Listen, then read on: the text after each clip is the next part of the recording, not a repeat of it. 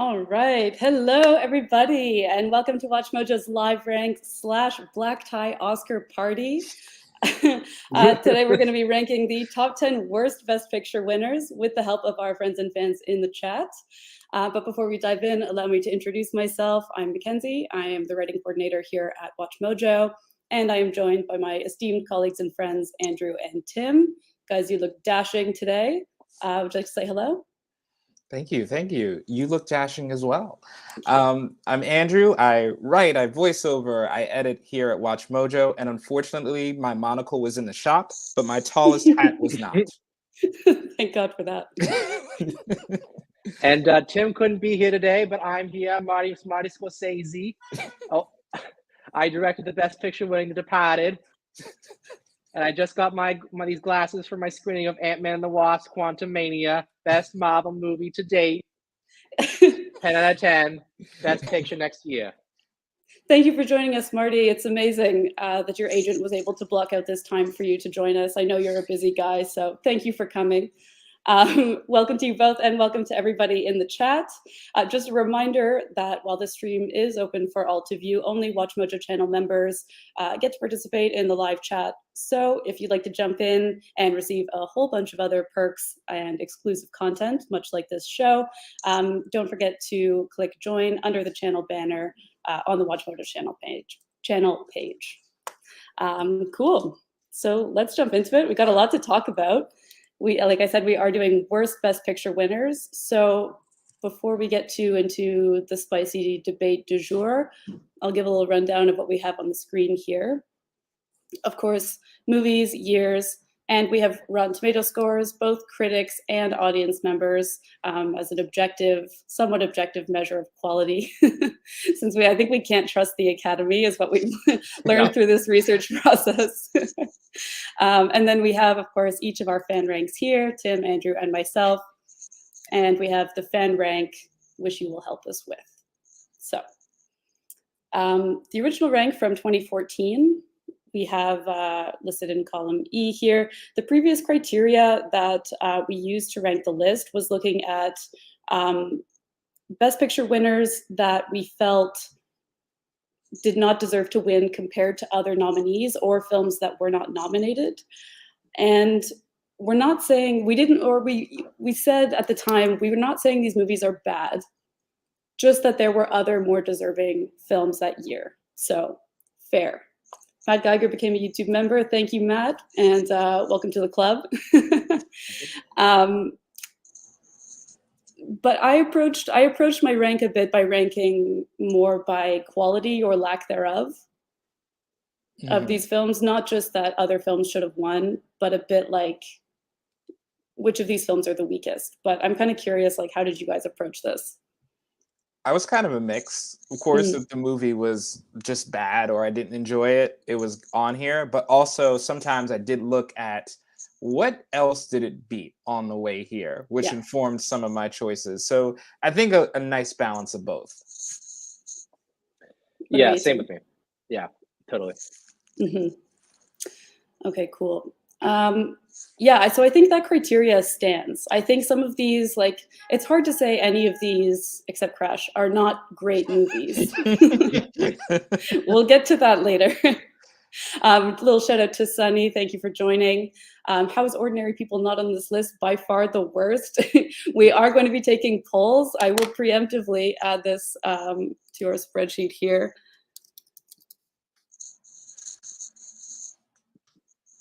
But I think we can look at both movies that did not deserve to win, and because there were better like runners up, and like the worst movie by quality.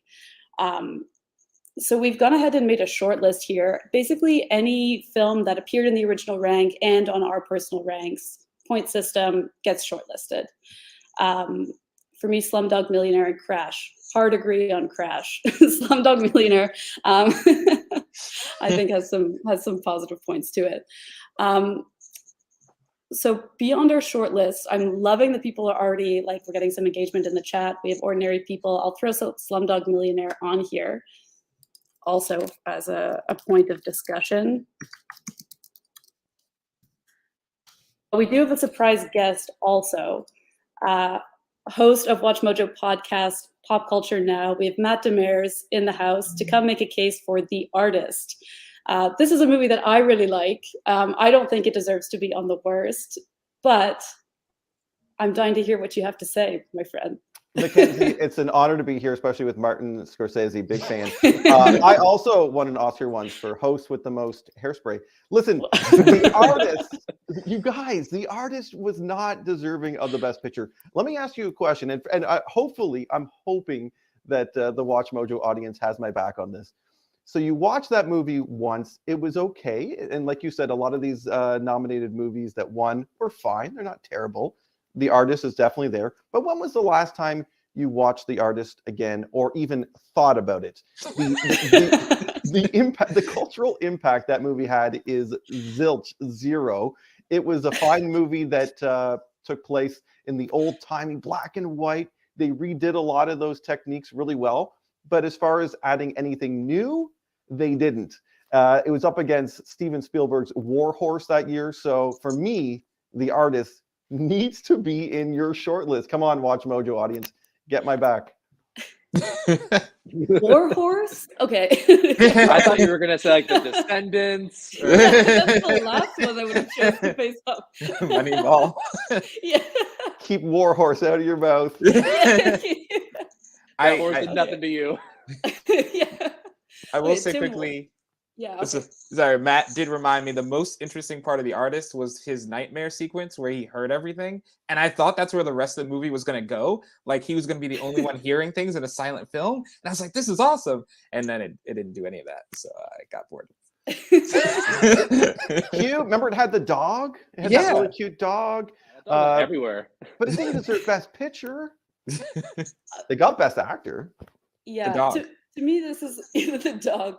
Deserves Best Actress performance. I feel like, you know, in the Grammys when Arcade Fire won Album of the Year that year, and then everybody was angrily Googling who's Arcade Fire. That's how I feel about The Artist winning this a little bit, where it's like, it's not, it's an unconventional choice, but in my opinion, well-deserved. And I think we look at this list that we have in front of us here of like, I think there's trends of like historical epics and like movie dramas about different social issues. And I think I appreciate that the Academy kind of took a risk going with a movie that itself, I think, kind of took a risk. I appreciate that. The Academy always loves movies about themselves. They love Hollywood, loves Hollywood movies. It's, yeah. Okay. So let's get I think we have a poll going out right now. If we think The Artist deserves to be in our top 10 worst, 60% says no, 39% says yes. I'm sorry, Matt. I think you presented a compelling argument, but the people have spoken. I got to respect the Mojoholics. Maybe I'll give it a rewatch tonight to see what I'm missing. Get your tap dancing shoes. Give it a go. All right. Bye, guys. Thank you very much, Thanks. Matt. We'll see you later. Bye, everyone. See you, Matt. It's funny to measure, like, to talk about like impact of these films. And I know, like, Tim, you went deep with your rank. Like, you looked at a lot of really older movies, but I think like time kind of tells that those movies had very little impact. But I think The Artist, it's like, I do kind of agree that people forgot about it pretty quickly. But I think it's a strong film. That's my favorite movie of that year. Yeah. Still, so I can't dare speak an ill will word against that movie. It sings to my heart. Who was better, the dog or War Horse? Well, the dog, but great year for animal stunts. the dog was also in Beginners that year. 2 Oscar movies. So best supporting dog for sure. Solid. Okay, sweet. So the way that we do tend to work here is The Artist is a no. We'll determine right now what is going to be in our top 3, and then we'll rank the rest of the list, and then we'll revisit and decide what is the worst. So I'm looking across here, and I'm trying to find what are the movies that came up the most between the 3 of us. We're kind of all over the place. Crash, I'm fascinated, did not appear on Tim's list. Welcome, Robert, to the Watch Mojo Club.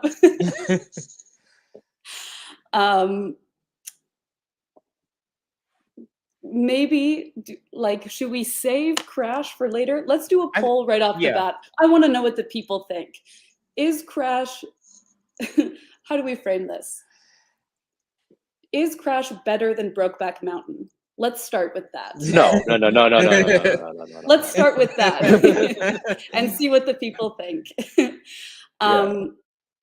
Tim, why did you not put this on your list? This is a polarizing movie. I was seeing there was lots of debate in the comments on the original video that we published about whether or not Crash was a good movie, if it's overrated, if it's underrated, this legacy, does it hold up, is not.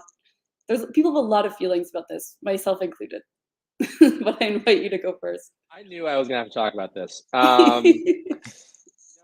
I actually haven't seen this movie in like 12 years. And when I did, it was in high school, English. And we were studying like the intersecting storylines, you know? So from that angle, I guess I really liked it. It's funny that you said earlier about how it's hard to gauge with a lot of these newer ones, you know, whether they stand the test of time, because it's only been, well, I guess Crash has been like 18 years now, but yeah, a lot of these, I feel like I have some partial recency blindness to some of these, but I don't know. Crash, I liked it when I was 18, so I don't know. I just didn't put it on here. Having rewatched Crash for this, I have to say, besides the awful writing, this writing is awful. The first line of this movie is, sometimes people crash into each other just to feel something, which is offensive to people and car crashes. But secondly, justice for car crashes. But secondly, I just think it lacks all kind of nuance and subtlety. Every character in this movie is a stereotype. Everybody is racist in this movie except Michael Pena. Which you can do a movie like this, you know, you could do a movie period that represents that, but there's just absolutely no nuance, no subtlety. It thinks you're stupid. It thinks you need to be preached to about very basic things about racism. And I think Holes did it better. And it's a PG movie and it's more subtle and it's great. I just wait. Do you compare Crash to Holes? Yes, I think Holes is a better film. Did it better. Yeah, I agree with that, but 100% did it better. To me, like, I think, like, I agree with you, Andrew, that to me, Crash has the energy of like a well-meaning Michael Scott bit that is really problematic. Has the energy of like a high school drama PSA about racism. And structurally borrows a lot from Love Actually, which came out 3 years earlier. So Thief. Yeah. To me, I not only think that this movie is far less good than Brokeback Mountain, but I think that's the only movie on this list to me that I think is arguably not even a good movie. But I don't know. I was fascinated to read like the comments, like on our previous video, people were saying that like that they learned a lot from it, or that it was there was perspective changes. I know Roger Ebert voted for or mentioned that this was his favorite film of 2005, which I don't really know what to make of that. So that I deeply respect, as a critic. So we have the poll results in. 80% of our friends in the chat say Crash indeed should be on this list. 19% said no, but majority rules. So I'm going to put this as an A, and we'll come back to that. We'll circle back and see if that fits in the top 3 or where we end up. Shakespeare in Love is also one that comes up all the time in this conversation. And I wanted to talk about if that is more so because it's a bad film or a weak film, say, or if it's because Saving Private Ryan should have won. What do you guys think? I think it's Saving Private Ryan. Yeah. Honestly, I don't think it's a cute film. Honestly, it's like cheeky, cute. There's I mean, not to say there aren't problems, but for what it is, it's a romance film. It's not meant to be taken 100% seriously. It's just an overdone romance, basically. So as a film, I think it's okay. But the idea that this was better than Saving Private Ryan is absurd. Yeah. I would have voted for Life is Beautiful for Shakespeare Ryan. Life is Beautiful is an incredible film. I agree. Yeah, like I'm in that camp myself. I agree 100% with that, Robert. Thank you for bringing that up. So I think we can put Shakespeare in Love in our top 3 here. I think that even as I was doing research, like that is the consensus. It's a famous error or a famous behind the scenes finagling by Harvey Weinstein about the politics of the Academy and how to promote films that maybe are lower quality. So let's hold on to that for now. I think Tim, had you seen Around the World in 80 Days prior to doing research for this? No, I watched it. Me neither. This is fresh in all of our minds. I hate this movie. Wow. Yeah. Thoughts, gentlemen? I watched so many movies that were so long, and most of them deserve to be that long. Like I watched Lawrence of Arabia, and that one made sense. This is a 3-hour long comedy that doesn't have that much story. Or is that funny? I mean, I love David Niven is one of the best comedic actors that ever lived. I recognize that, but oh man, this movie's not even that funny. It's just it was better when it had Jackie Chan in it. Exactly. I do want to say, for anyone who hasn't seen this movie, and I don't blame you if you haven't, the whole premise is a rich guy gets a new manservant and they have to race around the world in 80 days. And that's the stakes of the movie. If he doesn't do it, he loses all his money. But he made that bet. He made that bet in the first place. No one forced him to do it. Like no one should force us to watch it. He could have learned a lesson, No. And it just cycles through a bunch of really cheap, offensive racial stereotypes. Yes. Brown face. Yes. Shout out to Shirley MacLaine for playing an Indian bride. I'm glad she made it out of that movie, though, to be fair. I'm glad that she had a whole career after that, because it could have gone differently. Well, I didn't even know she was in the movie, and I was like watching it. I was like, "Is that Shirley MacLaine?" Shirley MacLaine. Yeah, to me, the premise for this movie is so, in a way, like charming and fantastical that I was expecting it to be like colorful and like a little psychedelic, maybe, and just like have some fun with it. And I found there was little fun to be had in what could have been. Yeah. So I think that's a slam dunk for the top 3. Let's grab that. Yeah. I think it's so funny that that's like one of the older. We all put it really high because we all just watched it for the first time. All right.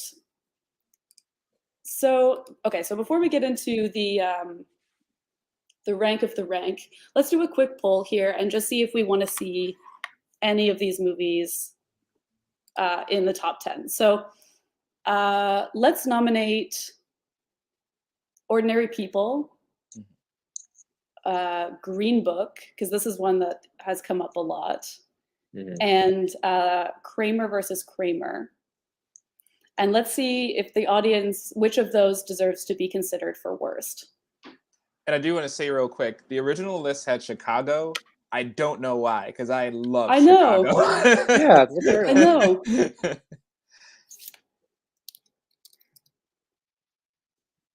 Yeah, I do. Yeah, I think that was a really crazy outlier pick, but there's definitely room for some more better ones here.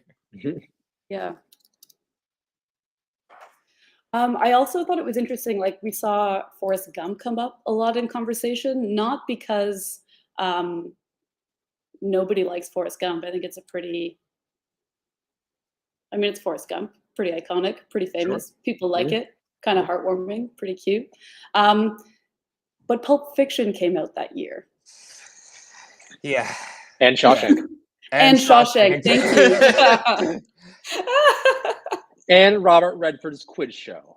Yeah. No one knows, but I love that movie. No one's heard of it, but it's really good. Yeah.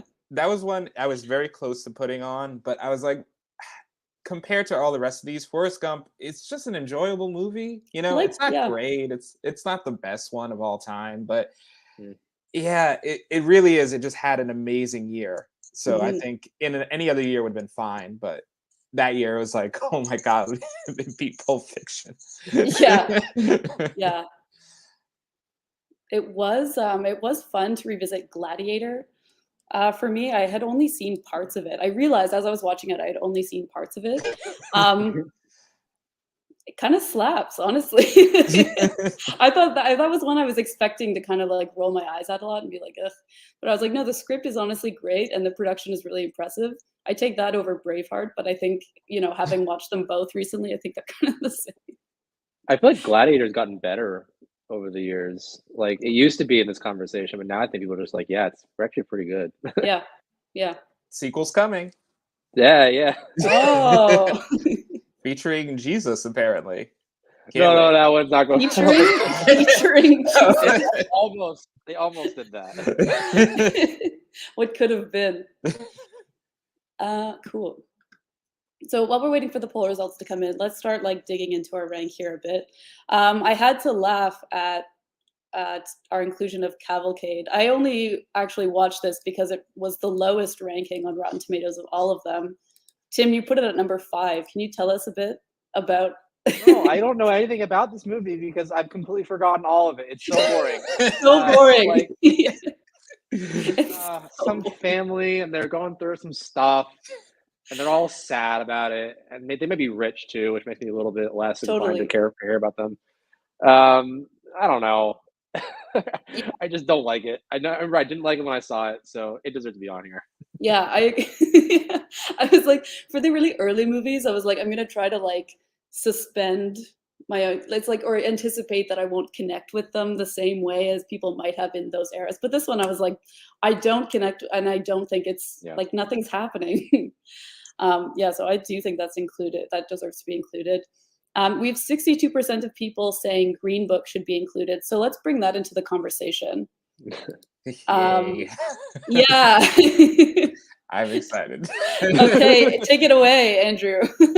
This is one where it's a double whammy. So first of all, Green Book itself, I've dove into this. Only one half of the family was consulted, and to the point where Mahershala Ali said, apologize to the family because the character he was playing, their family was not consulted, despite them being ready and available. So they only get one side of the story of Green Book. So from that, it has a lot of similarities to another one on this list, but we'll get to that later. Secondly, Green Book beat out 2 other movies that did handle racial issues with more subtlety: Black Panther and Black Klansman. And it also beat out Roma. Thank you, Charlie K, for pointing it out. Beating out Roma? My goodness gracious. Anything except Green Book deserved to win that year, and I can't believe it did. So I'm 100% with the people. Green Book is one of the worst. Yeah, I agree, actually. Like, because I was like, I watched it and I was like, it's not the worst movie in quality. It's like the circumstances surrounding it make it an upsetting win. Like, that was a strong year for movies, and they went with kind of the most surface level expected film, Oscar bait film about race. Even like, then there were, as you said, so many other better, stronger, more interesting options. I think that deserves to be here because just for the sake of throwing shade on this production and on the Academy for going with this. Yeah, so let's hold on to that one. Perfect. So let's start. I like to start by just pitting 2 things against each other. What do we think between Green Book on this topic? You see where this is going. Yeah. And Driving Miss Daisy. Let's get a poll. Okay, well, Green Book's better than Driving Miss Daisy. I mean, well, most certainly. Okay, so Yeah. maybe we don't need a poll for this because I think the consensus is there. What is it about Driving Miss Daisy that people like so much? That's what I've been trying to put my finger on. There's nothing. I can't figure it out. I mean, it's just like an old woman is out of touch, and she kind of comes around, but not really, because Yeah. before she can come around and make a character arc, she gets dementia. So it's like she doesn't even have an arc. And this is again in the context of the year, beating Dead Poet Society, and Field of Dreams. Yeah, and Born on the Man. 4th of July was nominated that year too. And My Yeah. Left Foot. And My Left Foot, yeah. So I think both of these are terrible, and they're just the same plots in reverse. But Progress. Look how far we've come. Wow. I do think objectively, Driving Miss Daisy is a worse watch. Yeah. It just is boring and offensive, whereas Green Book tries, it just fails. You know. So between those two, I think Driving Miss Daisy is worse.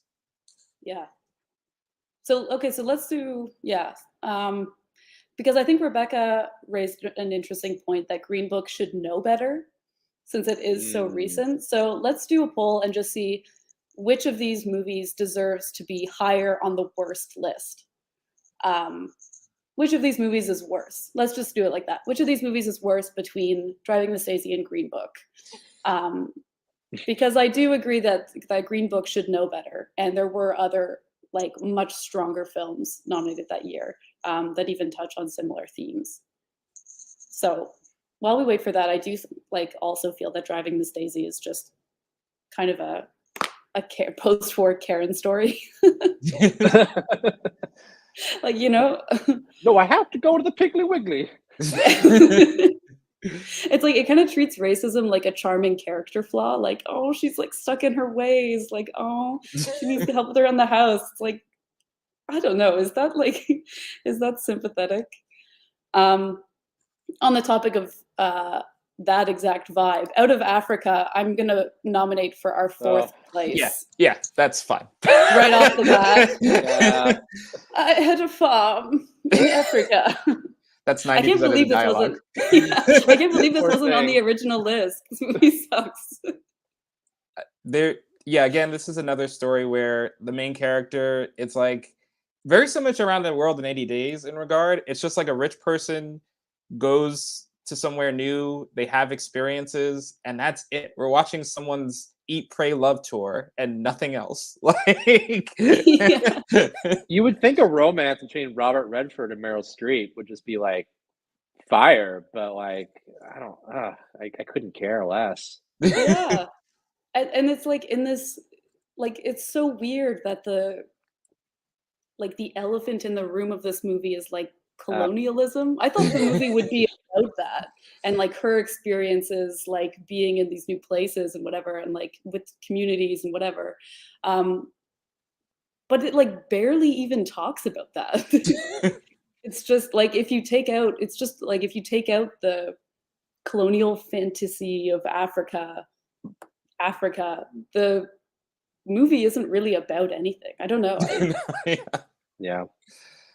I'm gonna nominate greatest, not Greatest Show on Earth. Around the World in 80 Days. Yeah, we have that at 3.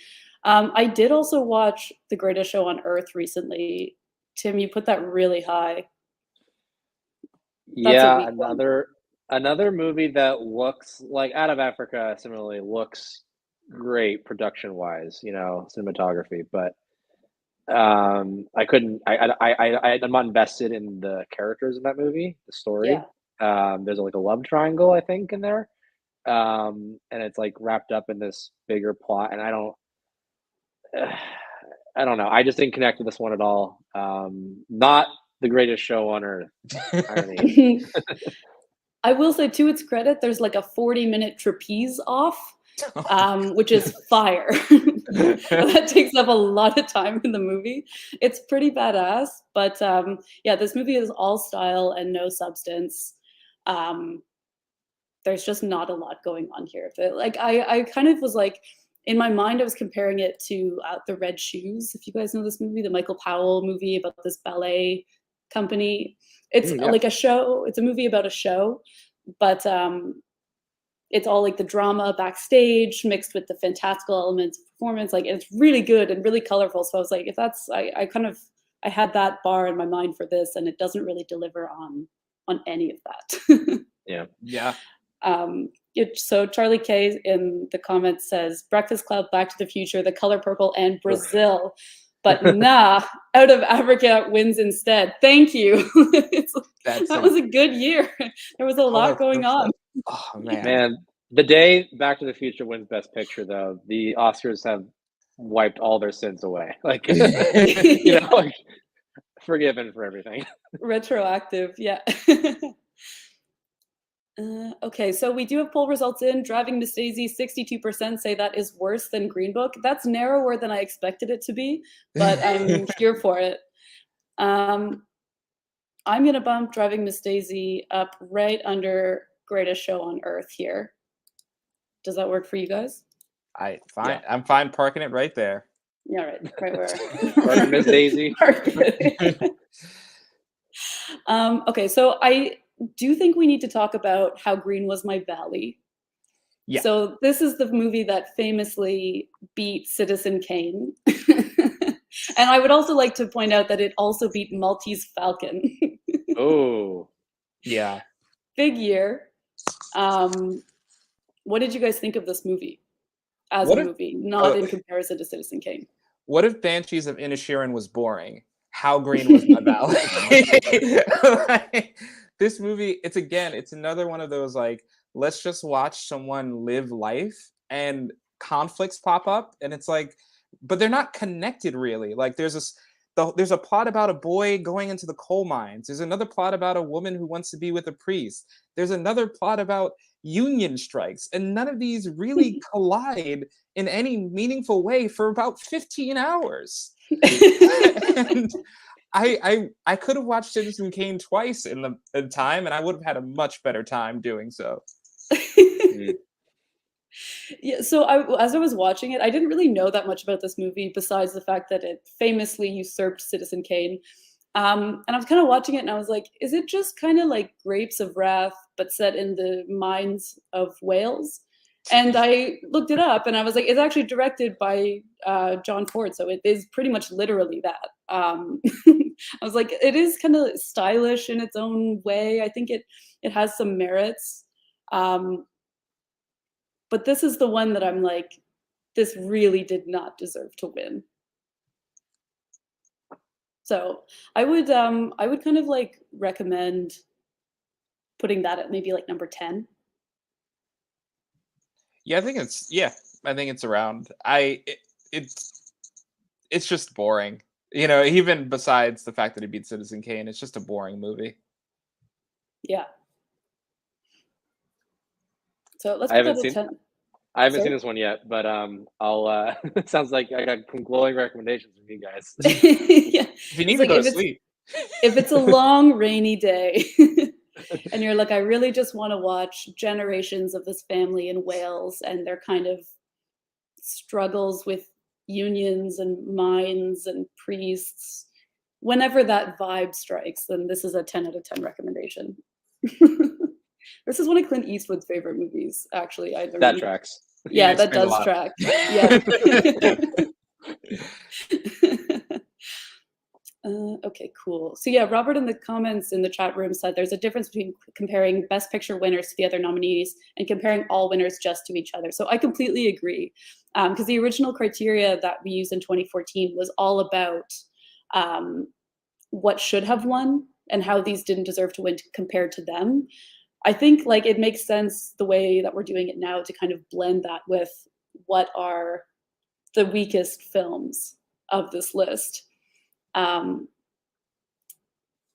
I think other films existing that are better does not necessarily take away from the quality of any of these films. There's always better films, but when it gets put on a pedestal the way that these do, I think it opens it. You have to look at it with a higher degree of scrutiny. Yeah, I think there are some years like you take half of this list and put it in 2022 or 2023, it wouldn't even get in the nominee list.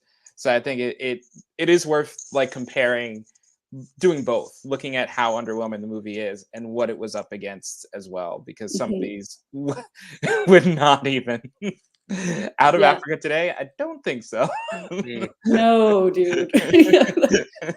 It's so long. Okay, so I did want to talk about Dances with Wolves. This was one that came up in the comments a lot, that people were like, it totally deserved it. This, like, when it's one of the only Westerns that's ever won, alongside, I think, The Unforgiven. Yeah. And there's Yeah. another one. What do the people think about Dances with Wolves? I'm curious. Yeah, is Dances with Wolves a good contender for worst Best Picture winners? Does Dances with Wolves deserve to be on worst Best Picture? Let's do a quick poll and see. Well, you know, it beat out my movie Goodfellas, so you know, I have a grudge against for that. Yeah, that's crazy.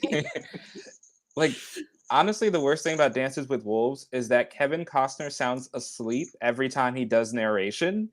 It's like he's not even invested in this movie, and there are some things in this movie that are interesting, and he raises up good issues.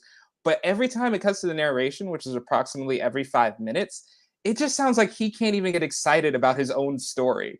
And that's what kept I had a taking me out. farm in America. In the plains of Montana or wherever. Yeah, because that's kind of one that I see why they went with that over something like Goodfellas, because you can't predict the impact something will have down the line. Dances with Wolves is very likable, and it's an impressive production. It's like beautifully shot. I'm kind of indifferent to having this on the list, so I think we should leave this to the people. What's with the hate for The English Patient? Oh, I was Andrew. that was just for the Seinfeld joke, really. Let's go. No, actually, I've only watched English Patients once, and I remember hating it, and that feeling has stuck with me for years. I'm also indifferent to keeping it on keeping it on and off, but I just thought it was just so long, just so long. Yeah, I mean, it is indeed long. A lot of these are extremely long. I think, okay, so let's do a poll and say, does English Patient deserve to be on this list? Yes or no? Because I'm seeing results now that 65% of people say Dances with Wolves does not deserve to be here. And I think that's interesting. Okay. I think that's fair. So let's swap out Dances with Wolves and bring in Green Book. Yep. Yep. And I think let's see what the people say about English Patient. I would put Cavalcade above Green Book because it's just worse in every way. Fair. I think Green Book at least has some likable characters. And I also agree, Fargo was better than English Patient. Oh my God, Fargo. Absolutely, absolutely. Yeah. Pick Fargo over any '90s movie. And Jerry Maguire, I think, is better than English Patient. Yeah, and Jerry Maguire. Better love story. It's kind of, yeah, they always when there's these movies that are really likable and kind of interesting, they always go for the longest historical drama. I was just looking at this as a piece of information, this spreadsheet, and I was like, wow, there are such common themes, identifiable themes across these worst movies. Okay, so TBA on The English Patient. I think we can get rid of Dances with Wolves. While we wait for that, let's get into our arguments for top 3. Yes, 64% of people say yes, The English Patient deserves to be here. Amazing. I'm going to stick that right at number 7. Perfect. I think that's fair.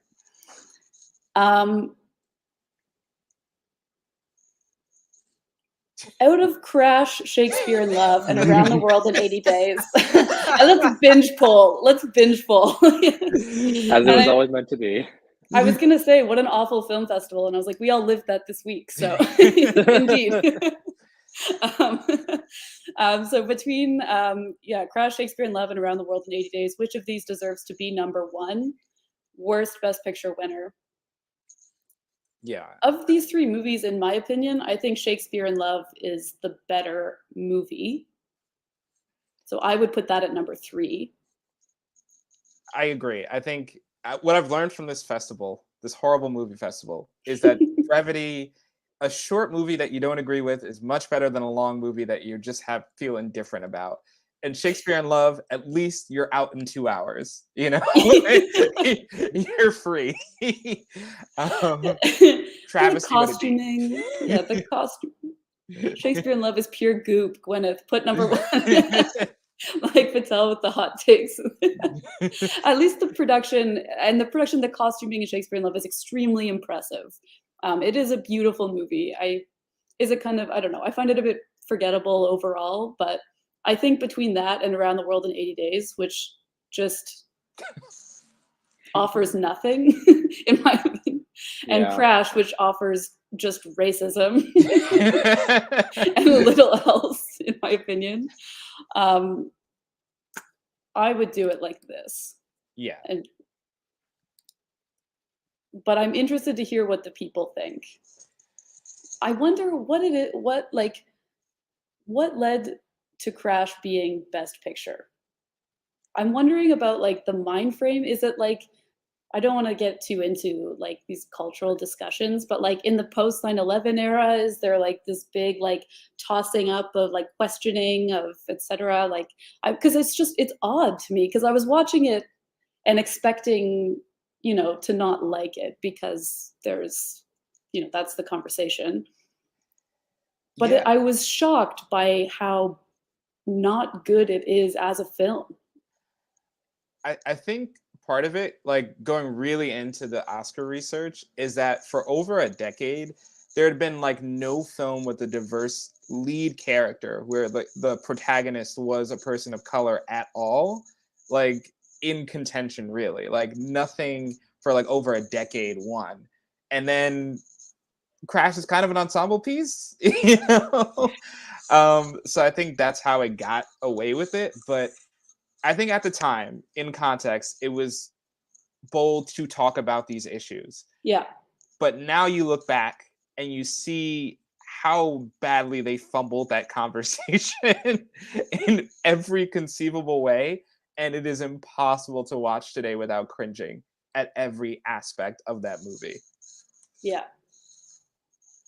I would have to say that the scene where the racist cop has to save a woman that he himself abused the day before from a car wreck while she's saying, "Get your hands off me," was one of the most unpleasant things I've ever seen on film.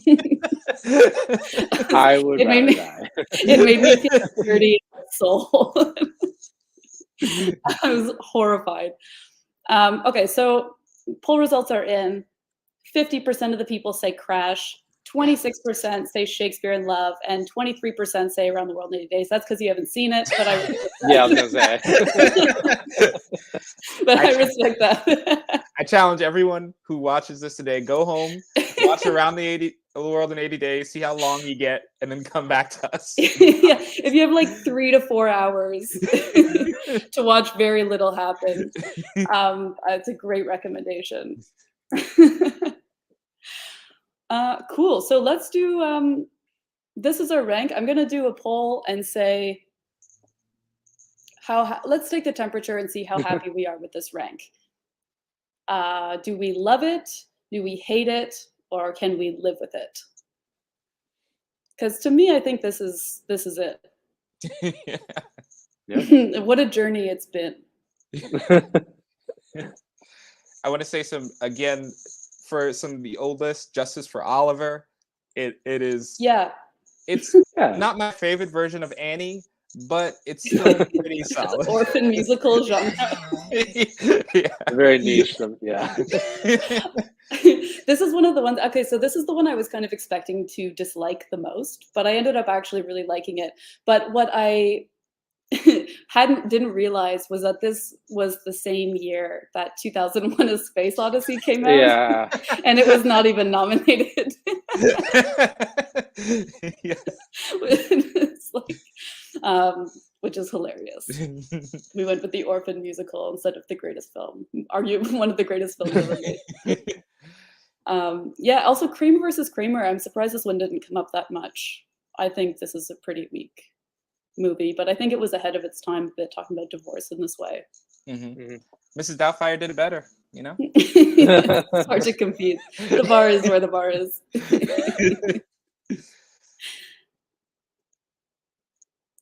Yeah, the Broadway melody, Robert. I honestly don't even know what that is. So